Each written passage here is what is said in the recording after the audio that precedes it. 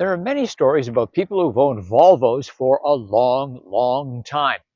Volvo itself has kept a number of models in existence for a long, long time. Think about it, the 444, 544, the 120 series, the Amazon, the 140 series, the very long-lived 240 series. And here we have the XC90. This is the second iteration of it, and it is 10 years old. No, 10 and a half, debuted in 2016, and here we have the 2025.5 Volvo XC90. And in this case, a plug-in hybrid electric vehicle, a high horsepower version. I'm looking forward to it, so get in. This is Family Wheels.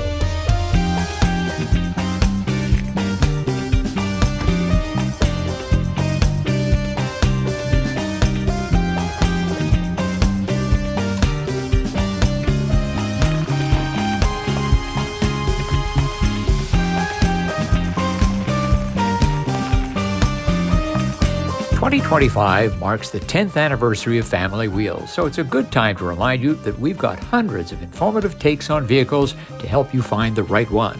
It's especially useful now as more people search for used vehicles to fit their budget or deal with supply problems caused by tariffs. So thanks for giving Family Wheels your likes. They help keep the channel rolling. And click the little bell to subscribe for reviews each week. Thoughts about a vehicle? Leave a comment. Thanks. Looks outstanding, just drives so smoothly, sporty enough. It's competitive with others in this price range, this luxury price range. It's just got so much going for it. Volvo really nailed the design when they built this one. Here for 2025.5, really the major point of refresh is the grille. It's got that kind of a double-breasted jacket look at the front. Very nice, but basically same vehicle inside, and I have no problem with that. Some vehicles that have been on the road 10 years or longer should not be around. This is not one of them. Volvo has yet again hit the sweet spot of creating a vehicle that lasts a long time and does a great job. One reason Volvo may have extended the life of the XC90 is the slowdown in the adoption of fully electric vehicles in North America. There's all kinds of reasons for that. The battery and range in the XC90 PHEV is unchanged. We still got about 50 some odd kilometers, 30 some odd miles. Can't get any more battery here in the center tunnel. The XC90 PHEV has Volvo's trusty four-cylinder turbocharged engine plus, of course, battery and electric motors. Total output 455 horsepower. That makes this the power play in the XC90 range. So let's take it up one of Vancouver's steepest hills.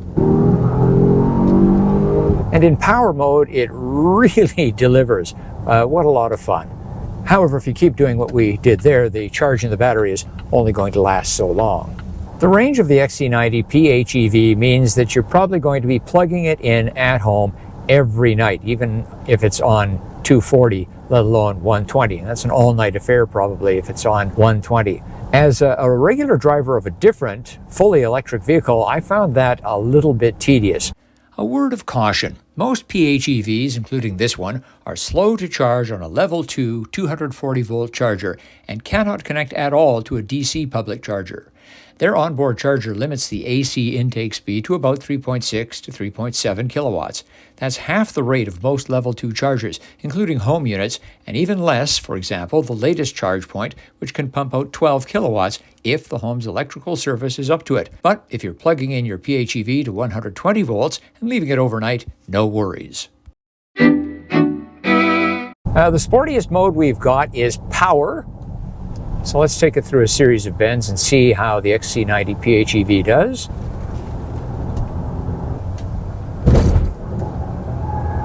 Does very well for a big vehicle. And now through a flat 90-degree bend. Very sure-footed. You would not think this was a 3-row SUV. So let's check the brakes coming down from about 70 kilometers an hour. That's in the 40 mile per hour range. Not a panic stop, just to get the feel.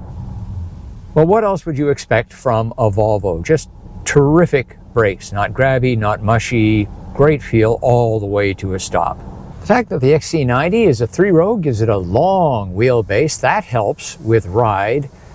But the big plus factor here is the option of having air suspension. It is worth, in my opinion, every penny what you pay for it. You can quibble about stereo systems and massage seats, but for me, it's got to be air suspension. And here we are on our neighborhood bumpy road with patches, potholes, and speed bumps, and it's doing just an exemplary job. But the real beauty in the air suspension is how smooth it is under all circumstances without giving up handling.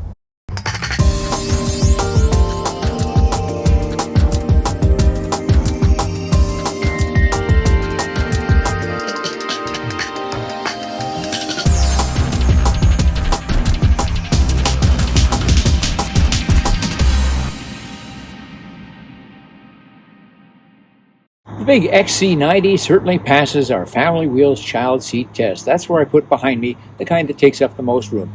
Rear facing, up front, it's a decent amount of room between my knees and the glove box door. I've readjusted the front passenger seat to provide even more room for me up there. Here in the second row, well, I'm 5 feet 11 inches tall, 180 centimeters, yet there's plenty of room for an adult passenger in the second row. And of course, these seats are adjustable fore and aft. Lots of luxury back here as well. Heated seats, a full set of climate controls, also 2 USB-C ports, and there is a panoramic moonroof as well. It doesn't extend into the third row. Also in the second row, there are sunshades.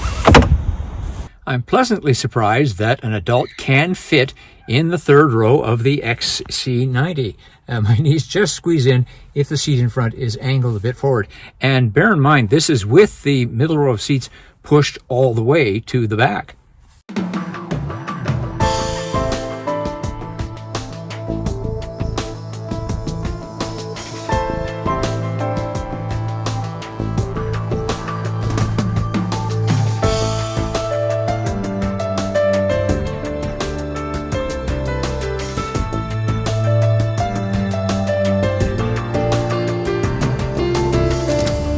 Beauty, grace, power, elegance, practicality.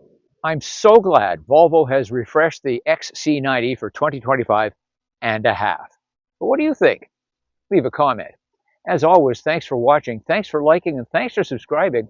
I'm Richard Detman, and I'll see you next time on Family Wheels.